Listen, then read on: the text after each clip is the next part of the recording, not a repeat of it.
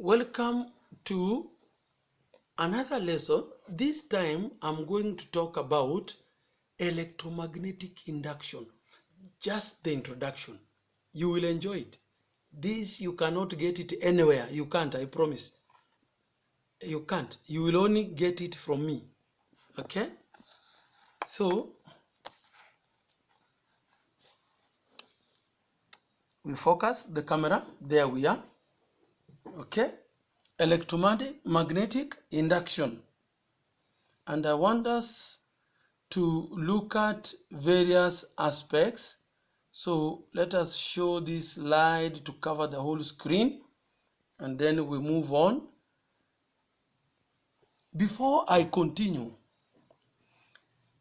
I want you to connect your knowledge of magnetic effect of electric current,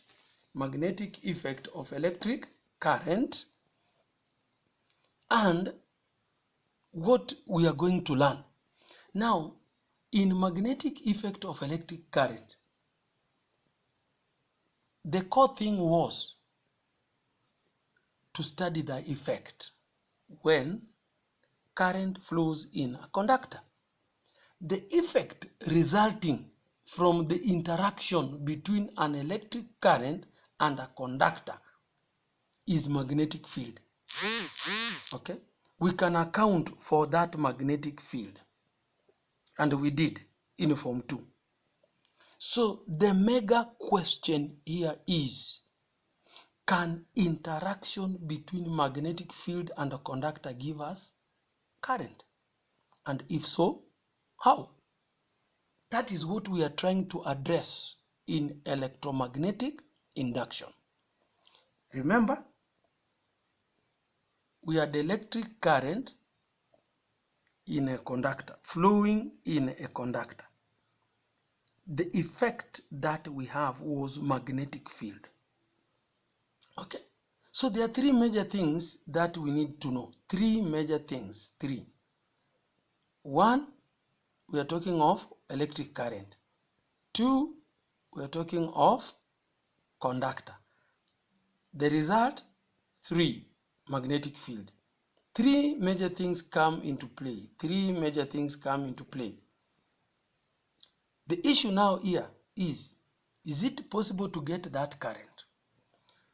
In our secondary education, junior secondary education, we know current source is only a cell or a battery. But now we are going to venture into deep waters. Other than a cell or a battery, can we have current? And if yes, how? If you say no, we cannot go further. There are only two answers, yes or no. If you say no, that's the end of the lesson. But if you say yes, we continue with the lesson. Look at this. Very interesting. Look at this. Okay? We have a magnet here. We have a coil here. Okay? We have a magnet, we have a coil. Then we have lines of force, which I've labeled them for you. 1, 2, 3, 4, 5, 6, all the way up to 16. You will like this. Okay? So, when you have this coil in magnetic field, see, you have a conductor in magnetic field. This magnetic field comes out of the magnet. The lines of force come from north to south. But I've given you just a section that would make you get this. You will never forget this for the rest of your life. Okay? So what happens? Suppose we have this coil here in position A. The same coil, we move it now to position B. The same coil, we move it to position C. So I want you to take this magnet is stationary. We are moving the coil. Okay? I want you to get one thing right. that you can see the lines of force crossing the solenoid or the coil. In this case, lines that have cut the coil, the lines that have cut the coil, there are 4. You can see I've just made labeled so that it's easy. There are 4. You can see line 1 there, it has cut, line 2 has cut, line 3 imekata, line 4 imekata. So 4 lines, for example. We move it here. Position B. There are how many lines? 8. Move it further. How many lines? 16. And we learned in Form 2, okay, when there are few lines of force, the strength is weak. So what can you say? The strength has been increasing. Are we together there? The strength has been increasing. Now, observation is on this galvanometer or zero-centered galvanometer. Look at the deflection there. Look at this. Look at that. So as we move this coil, we see that there is a deflection. A deflection tells us there is something happening in the coil. There is something happening in the coil. Look at that. There is something happening in the coil. Okay? There is something happening in the coil. So what are we learning here? We are learning that there are lines of force which cut the coil. Another language we may use with respect to these numbers I've shown, there is change in magnetic field strength. The strength of magnetic field is changing. In A is different from B, is different from C. So we can say there is a change in the strength of magnetic field. But in short, we say there is change in magnetic flux. So as the coil moves towards the magnet, magnetic field becomes stronger. This group of infinite lines of force is called magnetic flux. The pointer is seen to deflect towards one side, indicating current flow. So if we go back, I maintain these ones now and I move this. Okay? If I take this now far, what we have will be true, but it will be few, moderate, many lines at one point. So I want you to check if this is moved. If this one is moved. When we move this, they will still remain to be the lines of force. The lines of force will exist so long as there is a magnet. Okay? The lines of force will exist. So whether we move the magnet or we move the coil or both of them move, we are bound to get the same result.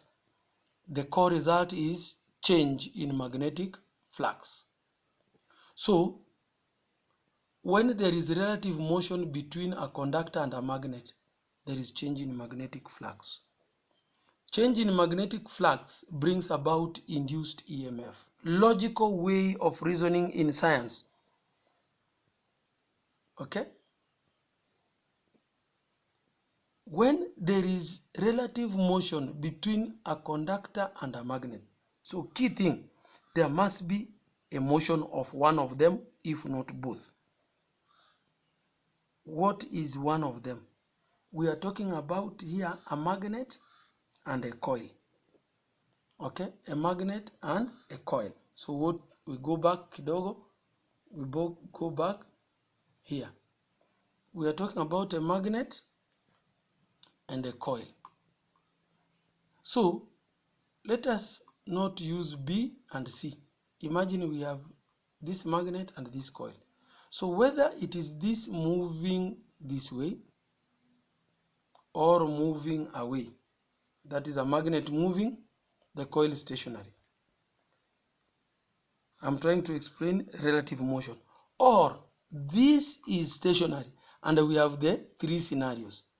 These ones are moving towards the magnet equally in opposite direction. There will be always change in magnetic flux. That change, how do you comprehend it? I have shown you the lines of force. So there is a difference. There is change, 8 minus 4, or 16 minus 8, or 16 minus 4. There is a difference. So that is what we term as change. There is change in magnetic flux. So key thing, when there is relative motion.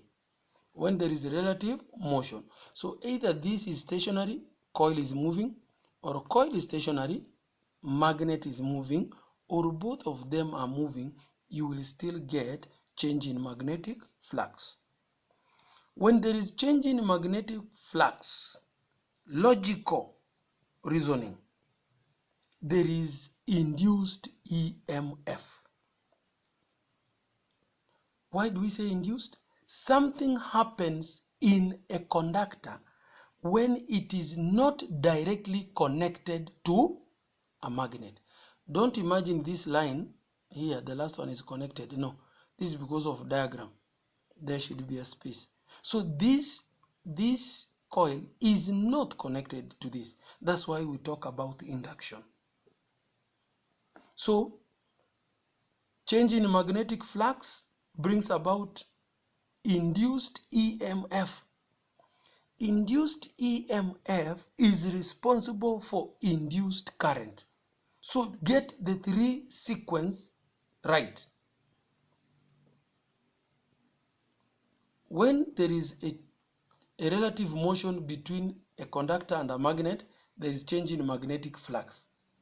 Change in magnetic flux brings about induced EMF, and induced EMF brings about induced current. Current can only flow when we have EMF. So don't jump one thinking the other one is better. No. So that is very important as introduction of electromagnetic induction. It is my hope you have enjoyed. Go through that. Try to internalize. It is not something we see. It is abstract. But with my diagram at different position A, B, C, you will be able to enjoy. Bye-bye.